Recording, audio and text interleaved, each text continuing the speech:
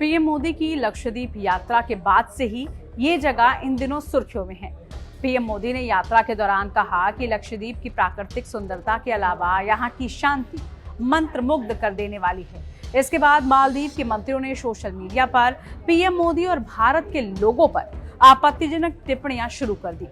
फिलहाल social media पर चलो लक्षद्वीप कैंपेन चलाया जा रहा है ताकि ज्यादा से ज्यादा भारतीय मालदीव की बजाय लक्षद्वीप की यात्रा करें। लेकिन इस बीच लक्षद्वीप को लेकर वहां के सांसद ने दावा किया है कि अगर ज्यादा संख्या में पर्यटक जाएंगे तो समस्या हो जाएगी। ये दावा देश के केंद्र शासित प्रदेश लक्षद्वीप से सांसद मोहम्मद फैजल ने किया है।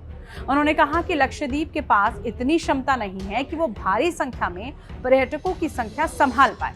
मौजूदा समय में वहां होटलों की संख्या भी कम है, साथ ही सीधी उड़ानों की भारी कमी है और अगर इन बाधाओं को दूर भी कर लिया जाता है तो भी द्वीप के नाजुक इकोसिस्टम को देखते हुए पर्यटकों की संख्या को नियंत्रित में ही रखना होगा।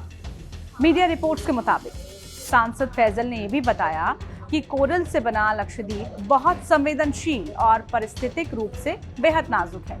यही वजह है कि सुप्रीम कोर्ट की ओर से नियुक्त न्यायमूर्ति रविंद्रन आयोग ने एक एकीकृत द्वीप प्रबंधन योजना बनाई थी। आयोग की इस रिपोर्ट में पर्यटकों की संख्या को सीमित रखने और साथ ही अन्य इंफ्रास्ट्रक्चर विकास को लेकर भी सुझाव दिया गया है। आयोग की सलाह के चलते लक्षद्वीप इस समय उच्च स्तरीय नियंत्रित पर्यटन पर ध्यान दे रहा है। केंद्र शासित प्रदेश अत्यधिक नियंत्रित पर्यटन के जरिए अधिकतम राजस्व जुटाने की योजना बना रहा है। आने वाले पर्यटकों को इस बात की सहमति भी देनी होगी कि उनकी तरफ से कोई भी ऐसा कदम नहीं उठाया जाएगा जिससे पर्यावरण को नुकसान पहुंचे।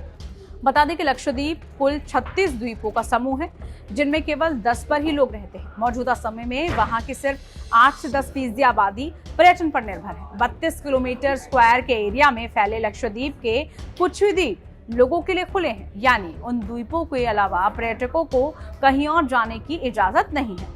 दरअसल भारत और मालदीव के बीच पनपा राजनीतिक विवाद प्रधानमंत्री नरेंद्र मोदी के लक्षद्वीप दौरे के बाद ही शुरू हुआ था। सोशल मीडिया पर पीएम के लक्षद्वीप टूर से जुड़ी कुछ तस्वीरें आई थी। इन पर मालदीव के 3 मंत्रियों ने आपत्तिजनक टिप्पणियां कर दी। भारत की ओर से इसे लेकर कड़ा रुख अपनाया गया। सोशल मीडिया पर भी हिंदुस्तानी यूजर्स ने इसे न सिर्फ मुद्दा बनाया बल्कि मालदीव जाने की बजाय लक्षद्वीप जाकर वेकेशन बनाने की अपील भी की। यही वजह रही कि कई लोगों ने मालदीव की प्लान ट्रिप को कैंसिल किया।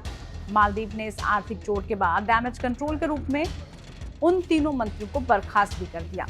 हालांकि वहां के राष्ट्रपति मोहम्मद मोइजू इस दौरान चीन के साथ संबंधों को मजबूत करने पर अब जोर देते हुए दिखाई दे रहे हैं। लेकिन अब लक्षद्वीप की स्थिति को कैसे और मजबूत किया जाएगा आने वाले समय में ये देखना होगा। आपको ये वीडियो कैसी लगी जरूर आप इसको कमेंट करके बताएं। वीडियो को लाइक कीजिए, शेयर कीजिए और आप देखते रहिए टाइम्स नाउ भारत डिजिटल। नमस्कार।